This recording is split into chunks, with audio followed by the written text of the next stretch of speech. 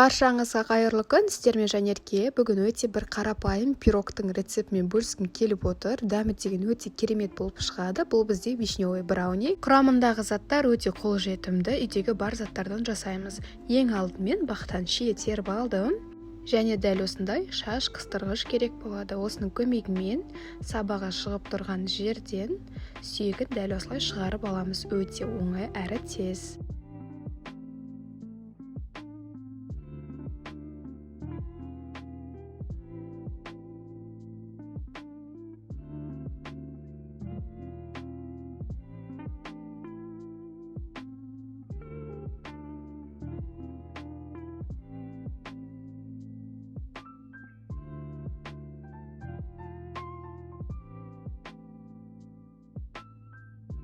Ал енді құрғақ заттарымызды бір-біріне араластырамыз. Өлшеніп алған ұнға какао, шекер, қопсытқыш қосып, жақсылап араластырып аламыз.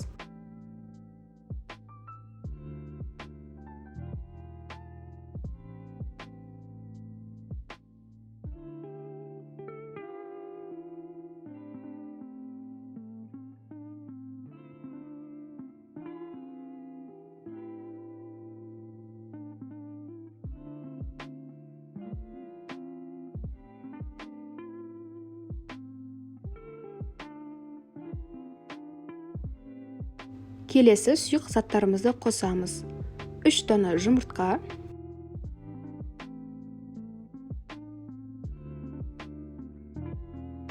салқын сүт,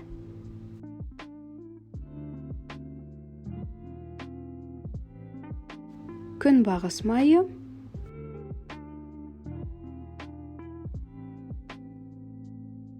және сары май немесе маргарин қолдансаңыздар болады. Бөлме температурасындағы немесе ерітілген сары май қоссаңыздар болады. Барлығын жақсылап миксерлеп аламыз.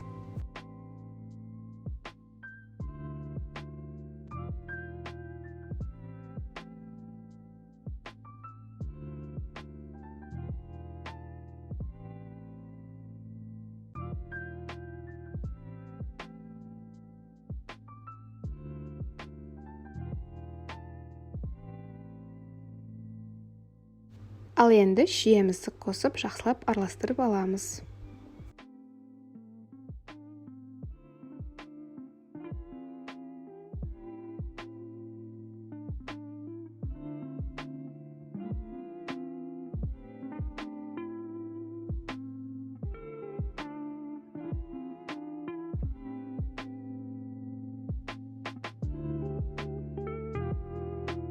Дәл осы сәтте пешімізді қыздырып қоямыз. Кейін ыдысымызға фольга төсеп, формамызды орналастыратын боламыз. Менде форма жылжымалы болғандықтан фольга төсеп, 2 қабаттап жатырмын, және диаметрі 20.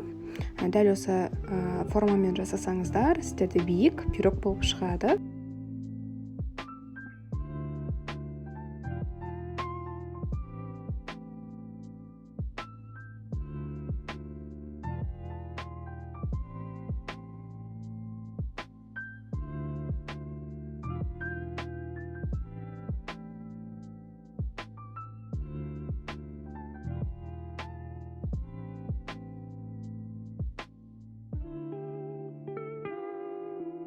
Пирогтың бетін тегістейміз, кейін қызып тұрған пеште 160 градуста 50-55 минутта пісіріп аламыз.